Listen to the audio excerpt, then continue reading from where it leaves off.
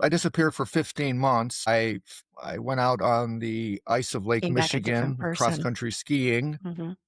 planted my skis, and then disappeared for 15 months. And then after that, I reemerged in Massachusetts, where I'm from. Um, yeah, so it was about 15 months that I was gone, and I assumed a different identity. I called myself Nathan T. Stanfield, and yeah, there were lots of different experiences during my disappearance. So without giving away everything that's in the book, you went out on the ice and you had a revelation and then you just assumed this different identity and just disappeared from Well, everybody. yeah, yeah. Well, it wasn't just me. It was a conspiracy. I and a number of other people decided we wanted to change the world. We wanted and the way we thought we would do it is that I should go underground and start a people's resistance movement.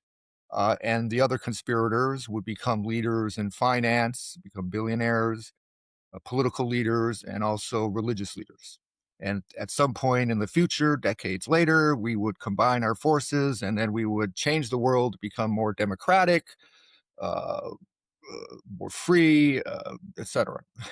That was sort of the thinking. So it was not just me disappearing; it was a conspiracy Mm, of us to try to dramatically change the world in the future. We had studied lots of different kinds of revolutions and attempts at change, and we thought our approach would be very different because we would be operating both at a kind of legitimate level. There were various people, again, kind of doing the legitimate thing, gaining power in politics and finance, et cetera, whereas I would be underground, developing like a people's resistance movement, being with the poor, the downtrodden, the starving.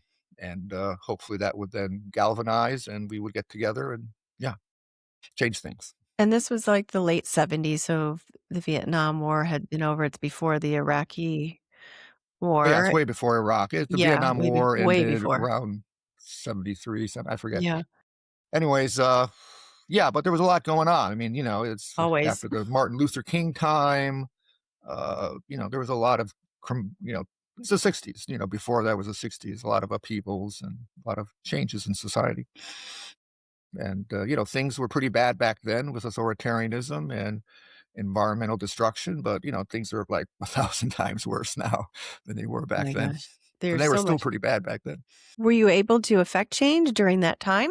Or Well, not really. young guy with Yeah, the big ideas? the book is about my journey, about how I plan to again develop this sort of people's movement and kind of the different steps I took to do that, and ended in essentially my inability to do it because it meant changing who I was. As Nathan, you might say I was kind of peering over the abyss of dark into darkness and sociopathy, and I nearly fell in.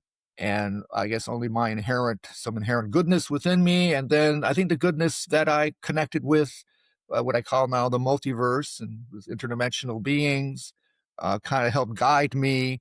And in the end, I couldn't do what I was supposed to do, and that was the end of the we can call ourselves the Next Holistic Revolutionary Front. I know that's kind of a weird thing to talk. That's how things were talked about back then, and that was the end of that. Basically, the end came when I joined. Within join, I was in the French Foreign Legion just towards Oh. the end, and I witnessed a brutal beating, almost a killing.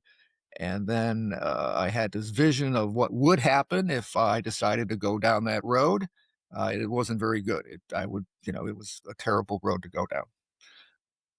I had Mhm. visions of me killing all sorts of killing and very bad things. Mm. People. Eventually, an underground organization. It was kind of an interesting vision. It was so quick.